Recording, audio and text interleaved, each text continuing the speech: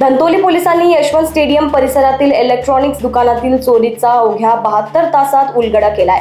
दुकानातून रोख 3.44 लाख रुपये, एलईडी टीव्ही, मोबाईलसह एकूण 4.58 लाख रुपयांचा मुद्देमाल चोरीला गेला होता। सीसीटीव्ही फुटेज, गोपनीय माहिती आणि तांत्रिक तपासाच्या आधारे पोलिसांनी अमरावती जिल्ह्यातील 21 वर्षीय संशयिताला अटक केली।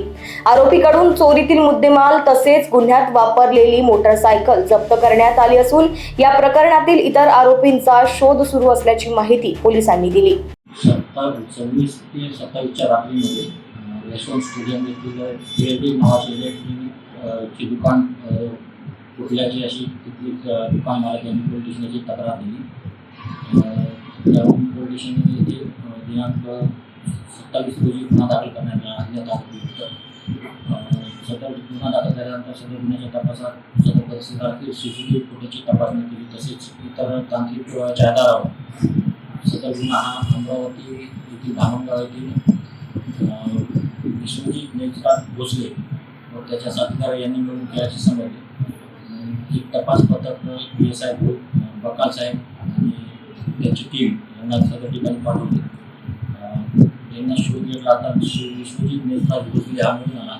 त्याच्या ताब्यातून 3 टीव्ही सदर ठिकाणी चोरी गेलेल्या 3 टीव्ही दोन्ही कंपनीच्या आणि कोणीडा कंपनीची टीव्ही आणि सदर गुन्ह्यात चोरीसाठी वापरलेली मोटारसायकल आणि सदर दुकानातून चोरी केलेल्या रकमेतून आरोपीने दुसऱ्या दिवशीच लगेच एक नवीन मोटारसायकल खरेदी केली होती। ती मोटारसायकल पण जप्त करण्यात आलेली आहे। असा एकूण 2,25,500 रुपयाचा मुद्देमाल जप्त करण्यात आलेला। आरोपी अटक करण्यात आली असून अधिक तपास चालू आहे। आरोपी कोणत्या उद्देशाने चोरीचे प्रकरण करायचे याआधी त्याने अशा घटनांना अंजाम दिलेला आहे का? त्याची पार्श्वभूमी काय आहे? यापूर्वी पण त्याच्या चोरीसाठी गुन्हे दाखल आहेत। आता सदर गुन्ह्यातून त्यांनी जवळपास 3 लाखाच्या जवळपास रक्कम आणि 4 टीव्या असे जप्त केलेल्या आहेत, आपल्या चोरी केलेल्या आहेत। तर ती 3 टीव्या आपण आरोपीकडून मिळून आलेले आहेत। इतर आरोपी फरार असून त्याच्याकडून गुन्ह्यात चोरी केलेली रक्कम आणि 1 टीव्ही अशी जप्त करणे आहे। आरोपीचा शोध सुरू आहे। याआधी सुद्धा नागपूर शहरात झालेल्या अशा चोरी प्रकरणांवर आता नागरिकांनी कशी सतर्कता घ्यावी आणि जे की दुकानदार आहेत त्यांनी काय सतर्कता घ्यावी, काय आवड राहणार आपल्याला?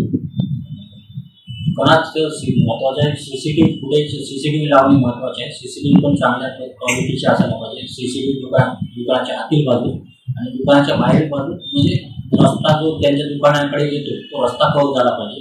बरेचसे दुकानदार किंवा घरे जे असतात ते फक्त आपला गेट आणि दरवाजा कव्हर अशा प्रकारे सीसीटीव्ही लावतात। तसं नव्हता एखादा तरी कॅमेरा हा रस्त्याच्या समोर असतो की कुठल्या रस्त्याने कोण येतोय त्याचा चेहरा वगैरे आला पाहिजे, अशा प्रकारे कॅमेरे लावले पाहिजे। आणि सिक्युरिटी गार्ड किंवा जे असतील त्यांच्या दुकानात ठेवलेले पैसा त्यांना रात्री सतर्कपणे ड्युटी करण्याबाबत आणि त्यांना पण चेक करायला पाहिजे की ते ड्युटी करत आहेत आपली व्यवस्थित।